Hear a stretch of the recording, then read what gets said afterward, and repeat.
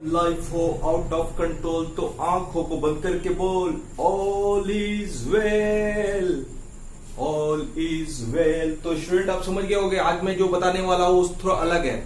English में ऐसा chapter जिसमें सिंगुलर सब्जेक्ट के साथ सिंगुलर वर्ब का प्रयोग करते हैं और प्लूरल सब्जेक्ट के साथ प्लूरल वर्ब करते हैं। मतलब कहने का है कि जो है आप किसी भी सेंटेंस में किसी भी सब्जेक्ट के साथ उसका जो हेल्पिंग वर्ब यूज करते हो तो किसको ध्यान में रख के करते हो? सिंगुलर सब्जेक्ट के साथ सिंगुलर वर्ब का यूज करते हो, प्लूरल सब्जेक्ट के साथ प्लूरल वर्ब का प्रयोग करते हो। इसमें बहुत सारे ऐसे भी स्टूडेंट्स होते हैं जो काफी मिस्टेक करते हैं, तो उन्हीं मिस्टेक को ध्यान में रख के मैंने ये वीडियो बनाया और आपको छोटी छोटी ऐसी कंसेप्ट बताने वाला हूं जो आपका एकेडमिक में तो काम आने वाला ही है, साथ में ये जो है आपका कॉम्पिटिटिव लेवल की जो तैयारी कर रहे हैं लोग उसके लिए भी काफी रामबाण साबित होने वाला। तो अब आज का वीडियो आप ध्यान से देखो।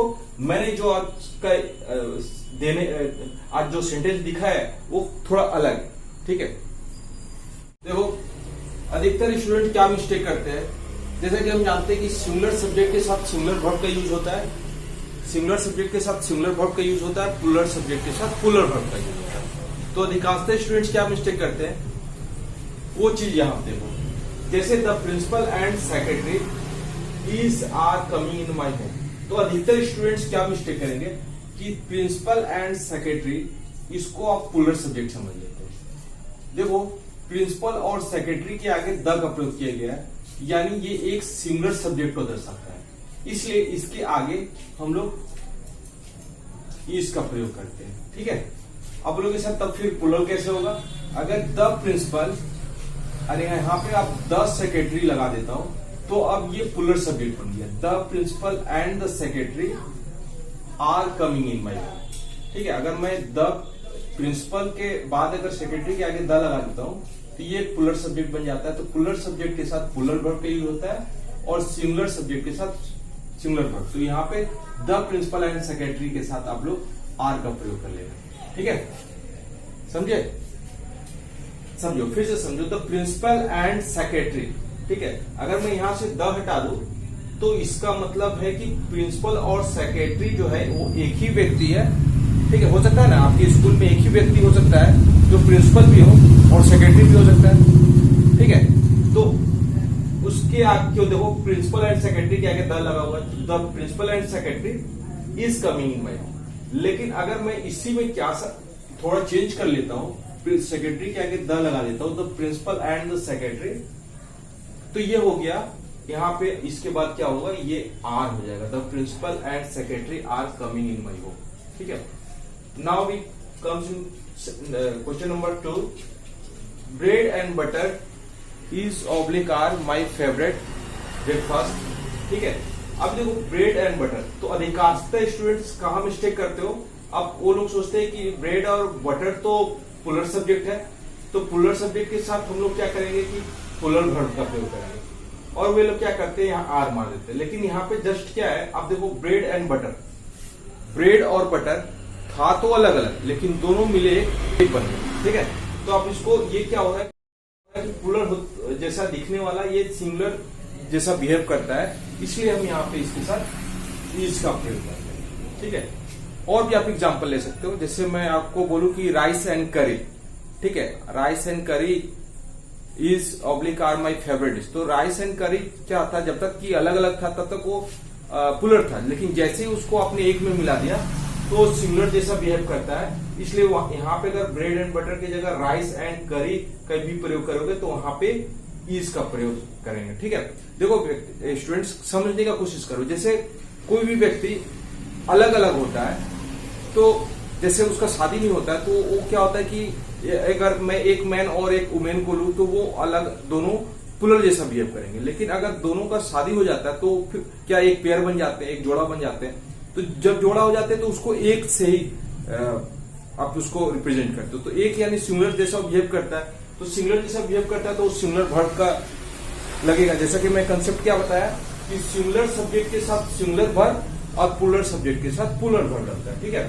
सिंगुलर सब्जेक्ट के साथ सिंगुलर वर्ब लगता है और प्लूरल सब्जेक्ट के साथ प्लूरल वर्ब लगता है। तो याद रखना सिंगुलर सब्जेक्ट के साथ सिंगुलर वर्ब और प्लूरल सब्जेक्ट के साथ प्लूरल वर्ब। लेकिन इसमें भी बहुत सारे जो है pair of shoes was were under table, ठीक है।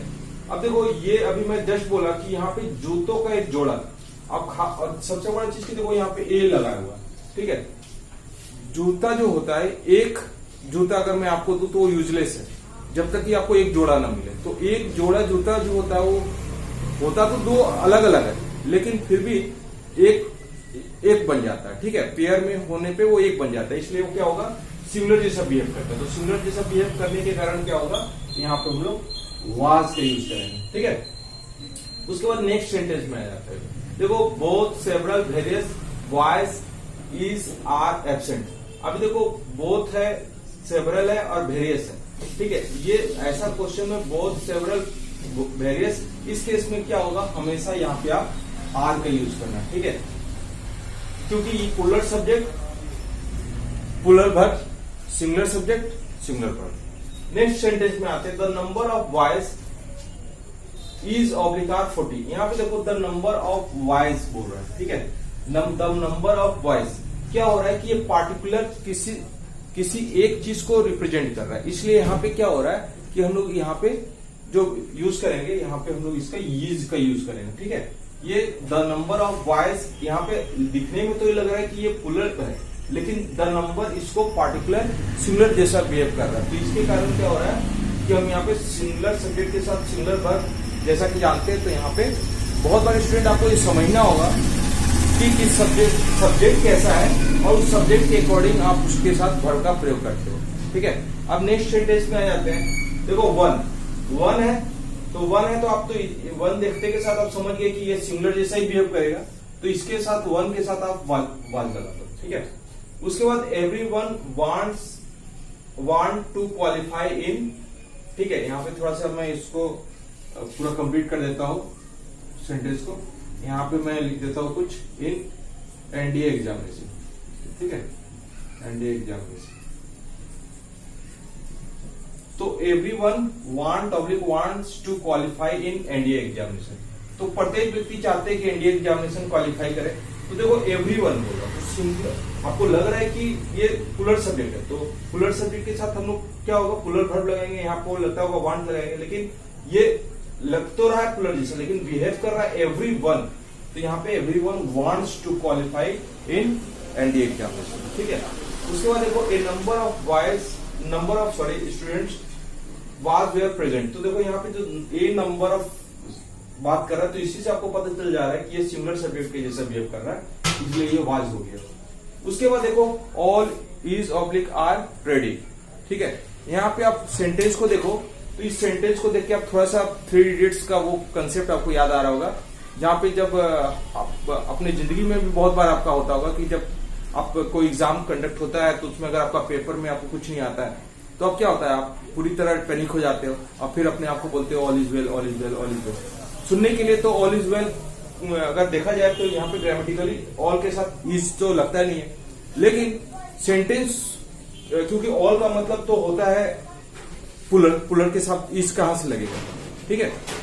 तो ऑल यहाँ पे अगर मैं आपको बताऊं तो ऑल के साथ इज भी लग सकता है और आर भी लग सकता है। कैसे लगता है वो चीज मैं बताता हूँ। देखो अगर मैं बोलूं कि all is well, all is well, मतलब आप अपने आप को संतावना दे रहे हो। जब आप अपने आप को संतावना देते हो तो वहां पे क्या होता है कि आप अपने भावनाओं से खेल रहे हो, तो वहां पे आप ऑल इज का प्रयोग करो, ठीक है। यहाँ पे ऑल इज रेडी लिखा हुआ है, तो यहाँ पे ऑल इज मैं वेल कर दे रहा हूं, ठीक है।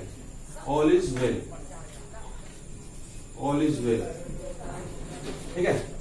यहाँ पे अगर यही सेंटेंस में थोड़ा सा मैं इसको बदल दूं, यहाँ पे रेडी हो जाता है, तो फिर यहाँ पे ऑल इज रेडी नहीं हो सकता, फिर ऑल आर रेडी, ठीक है।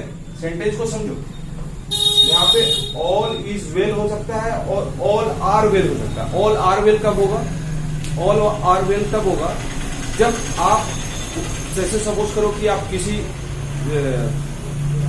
आप हॉस्पिटल में थे और अचानक वहां पे कुछ ऐसा इंसिडेंट हो जाता है कि वहां पे बहुत सारे लोग उस हॉस्पिटल में फंस जाते हैं और आप बाहर में आते हैं कुछ लोगों को बचा के, तो मीडिया वाले जब आपसे पूछते हैं कि सभी ठीक है, तो आप बोलते हैं ऑल आर वेल, ठीक है।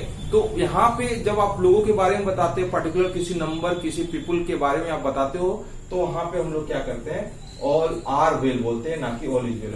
ऑल इज वेल उसी संदर्भ में बोलते हैं जब आप अपने आप को संतावना देते हो, ऑल इज वेल, तो उस केस में ऑल इज वेल का प्रयोग होता है।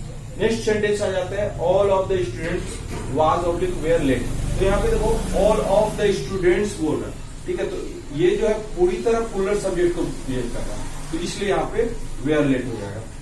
2 and 2 मेक ऑब्लिक मेक्स 4, ठीक है, तो 2 और 2 क्या बनते हैं, 4 होता है। तो यहाँ पे देखो जब भी इस टाइप का अरिथमेटिक हो तो वहां पे आप समझ लेना कि मेक भी हो सकता है और मेक्स भी हो सकता है, तो दोनों में आप टिक मार सकते हो, ठीक है।